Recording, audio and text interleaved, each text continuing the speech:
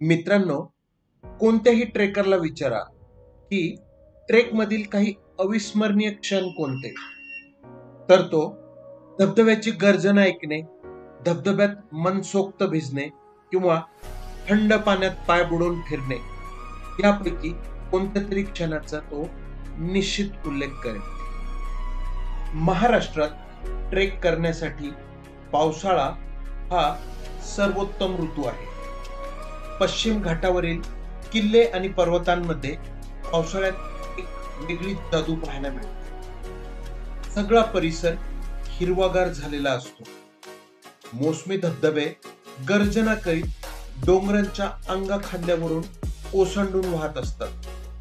सर्व आकाराची रंगीत फुले जंगलात उमलतात व तलाव थंड व स्वच्छ पाण्याने भरलेले असतात.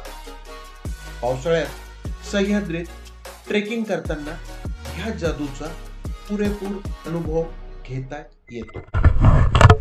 आडराई जंगल ट्रेक पुण्यापासून 120 किलोमीटर अंतरावरती माळशेज घाटाच्या अलीकडे एक रस्ता हरिश्चंद्रगडाकडे जातो. त्या गडाच्या पायथ्यावरती गाव आहे खिरेश्वर.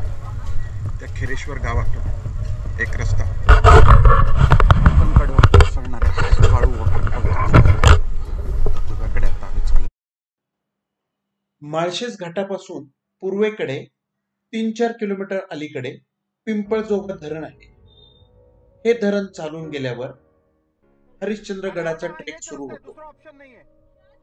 हरिश्चंद्रगडाच्या पायथ्याला खिरेश्वर हे गाव आहे.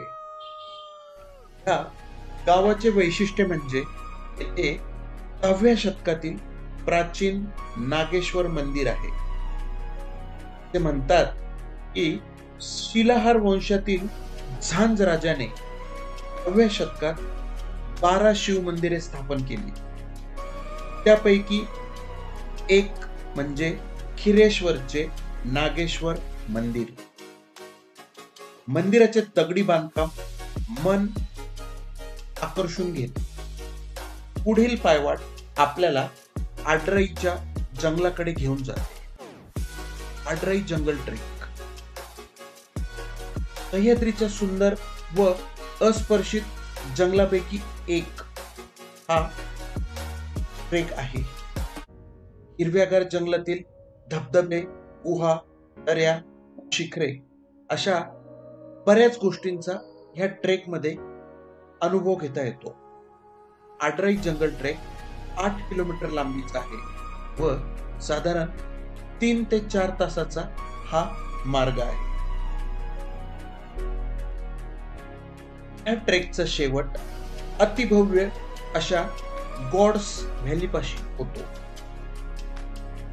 गॉड्स व्हॅलीला पोहोचण्यासाठी आडराईच्या जंगलाला वळसा घालून सुद्धा जाऊ शकतो. साधारण 4 किलोमीटर लांबीचा हा मार्ग आहे. एका बाजूला पसरलेले लांबलचक पठार व दुसऱ्या बाजूला जंगलाचा भाग यामधून हा मार्ग जातो. मी आज गॉड्स व्हॅलीला आडराई जंगलाला वळसा घालून पुढे निघालो.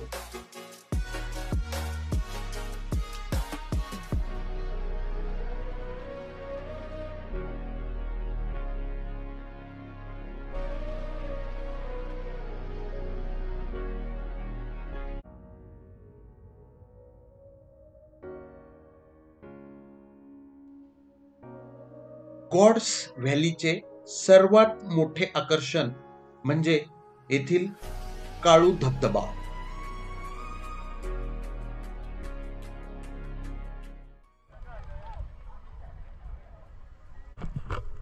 काळू धबधबा माळशेज घाटातील सर्वात सुंदर धबधब्यांपैकी याची उंची 1200 फूट आहे.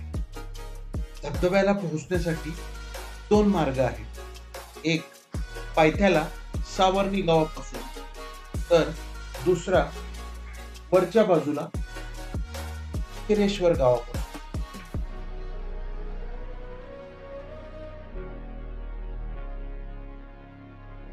या धबधब्याची रचना अशी आहे की कुठल्याही ठिकाणावरून तो तुम्हाला पूर्ण स्वरूपात पाहताच येतो. याचे 5 टप्पे आहेत, म्हणजे तो 5 टप्प्यामध्ये कोसळत वाहणारा धबधबा आहे. त्याचे 5 टप्पे पूर्ण पाहण्यासाठी रॅपलिंग हा एकमेव पर्याय आहे. या धबधब्याचे रूपांतर पुढे काळू नदीमध्ये होते, जी 110 किलोमीटर वाहून उल्हास नदीत जाऊन मिसळते. मुसळधार पावसात काळू धबधबा अत्यंत धोकादायक असतो. पायथ्याचा ट्रेक मुसळधार पावसात करू नये, कारण नदीला कोणत्याही क्षणी पूर येण्याची शक्यता असते.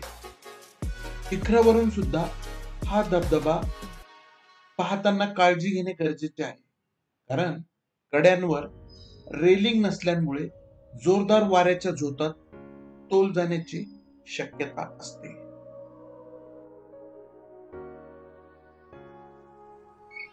मित्रांनो, जर मॉन्सून एन्जॉय करायचा असेल तर हे सर्व कुटुंबासाठी अतिशय सोपे व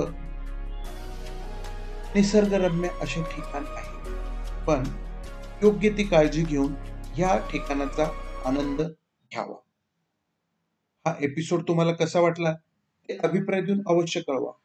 आणि हो, या चॅनलला सबस्क्राईब केलं नसेल तर प्लीज सबस्क्राईब करायला विसरू नका.